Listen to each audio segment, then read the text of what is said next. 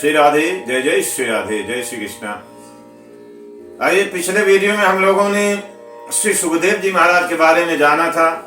इस वीडियो में हम जानने की कोशिश करते हैं कि राजा परीक्षित कौन थे। इनके बारे में, परीक्षित जी महाराज के बारे में आपने बहुत सुना होगा। कई जगह परीक्षित जी ने ये पूछा, परीक्षित जी ने वो पूछा, फिर उनके प्रश्न का जवाब सुखदेव जी महाराज ने दिया।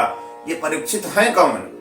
दरअसल एक कथा आती है, महाभारत युद्ध में एक महान योद्धा थे, वीर, जिन्होंने भीष्म पितामह जैसे, महारथी कर्ण जैसे बड़े बड़े योद्धाओं को भी जिन्होंने बाद युद्ध भूमि में नाकों तले चने दबाने के लिए मजबूर कर दिया, ऐसे योद्धा थे ये अभिमन्यु महाराज। अभिमन्यु के बारे में आपने सुना होगा। अभिमन्यु की पत्नी थी उत्तरा। जिस समय अभिमन्यु को छल के द्वारा, कपट के द्वारा सारे कौरवों ने मिल करके एक साथ चक्रव्यूह में फंसा करके, द्रोणाचार्य जी का बनाया हुआ चक्रव्यूह में फंसा कर, और जिस समय उनको मार दिया, मृत्यु को जो समय वो प्राप्त हो गए, वीर गति को प्राप्त हो गए। जब एक योद्धा युद्धभूमि में लड़ते लड़ते मरता है, प्राणों को त्यागता है, तो उसको हम मृत्यु नहीं कह सकते, वो वीर गति बोलते हैं उसको स्वर्ग की प्राप्ति हो जाती है। कोई लड़ते लड़ते अपने धर्म की रक्षा के लिए कोई लड़ता है तो इसी तरह अभिमन्यु थे, जिनका नाम आज भी लोग बड़े सम्मान के साथ लेते हैं। अभिमन्यु ऐसे योद्धा थे कि एक वीर, एक योद्धा उनको कोई मार नहीं सका, एक योद्धा कोई परास्त नहीं कर सका।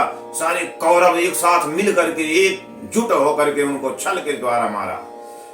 तो अभिमन्यु जी के मृत्यु के बाद, वीर गति प्राप्त होने के बाद में, उनकी पत्नी जो उत्तरा है, उन्होंने एक निर्णय लिया, एक संकल्प लिया कि मुझे मेरे पति के द्वारा, पति के साथ ही, पति के चिता में ही सती हो जाना है, मेरे शरीर को त्याग देना है। परंतु जब ये पता चला कि उत्तरा गर्भ से हैं, तो इनको सती होने से कई लोगों ने रोक दिया कि नहीं, आपको अभिमन्यु का अंश, अभिमन्यु का जो पहचान है, उसकी निशानी है, वो आपके गर्भ में है।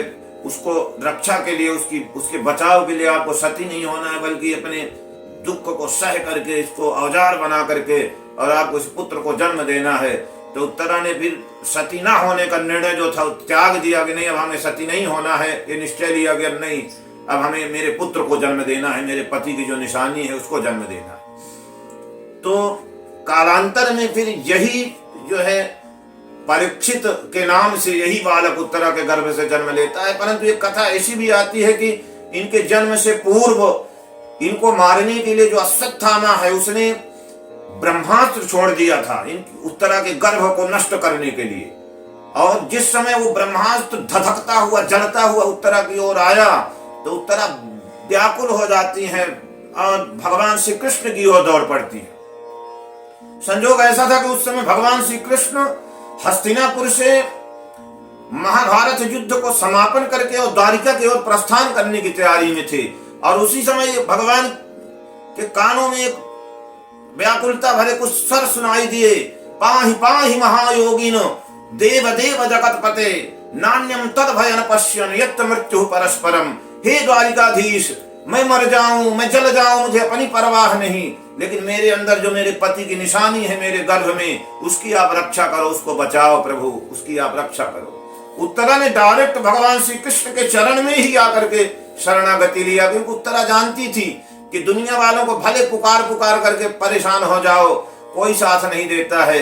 अंत में जो है द्वारिकाधीश ही साथ देते हैं। जैसे कि मेरी जो सासू माँ द्रौपदी जी थी, उन्होंने पहले चीर हरण के समय में कई लोगों को पुकारा, भीष्म पितामह को, द्रोणाचार्य को, कर्ण को, धृतराष्ट्र को, सबको पुकार पुकार करके अपने 5 पतियों को पुकारा। फिर अपने बाजुओं में दम ले भर करके खड़ी हो गई। परंतु जब सब सारे दरवाजे बंद हो गए, तब अंत में द्रौपदी माँ ने पुकारा था भगवान श्री कृष्ण को कि हे द्वारिकावासी, मेरी रक्षा करो। तो उत्तरा समझ गई थी कि दुनिया में इधर उधर गाल बजा करके कोई लाभ नहीं है, इसलिए डायरेक्ट भगवान श्री कृष्ण के चरण में गिर जाती हैं। भगवान श्री कृष्ण को बड़ा क्रोध आया है, बड़ी दया भी आई है। अश्वत्थामा को अगर क्रोध आया कि देखो कितना दुराचारी अश्वत्थामा है, कि इसने एक नवजात शिशु जो अभी जन्म नहीं लिया है, जो माँ के गर्भ में है, उसको मारने के लिए ब्रह्मास्त्र छोड़ दिया। कितना कृतघ्न है ये, कितना पापी है।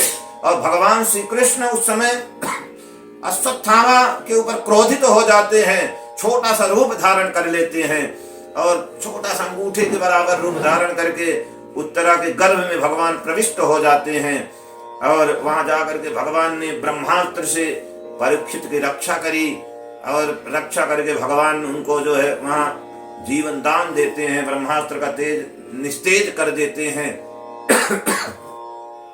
वही बालक कालांतर में जन्म लेता है। विष्णुरात विष्णुना दत्तम रात्रः इति विष्णुरात, विष्णु के द्वारा दी गई रक्षा। विष्णु एक रात इनके साथ गर्भ में थे, इसलिए इनका एक नाम पड़ता है विष्णुरात। और परीक्षित नाम इनका इसलिए पड़ता है क्योंकि ये जब जन्म लेते हैं सबकी गोदी में जाते हैं, तो सबकी गोदी में बैठते ये वो परीक्षण कर रहे हैं कि वो गोद कौन सी है जिस गोद में मैं माँ के गर्भ में बैठा हुआ था एक रात्रि के लिए। उस गोदी की परीक्षितः, उस गोदी का परीक्षण करने के कारण इनका नाम पड़ता है परीक्षित। तो यही परीक्षित महाराज हैं। इनकी कथा आप लोगों ने कई जगह सुनी होगी, संक्षेप में मैंने आपको बताया। और यदि कथा आपको अच्छी लगी हो परीक्षित जी की, तो आप जो है वीडियो को लाइक करें, सब्सक्राइब करें चैनल को, और ज्यादा से ज्यादा इस कथा को आप हमारे सनातन हिंदू धर्म के प्रचार प्रसार के लिए इसको शेयर करें, ताकि ज्यादा से ज्यादा लोग हमारे सनातन धर्म से जुड़े हुए लोगों की, भक्तों की कथा, भगवान की कथा सुन सकें और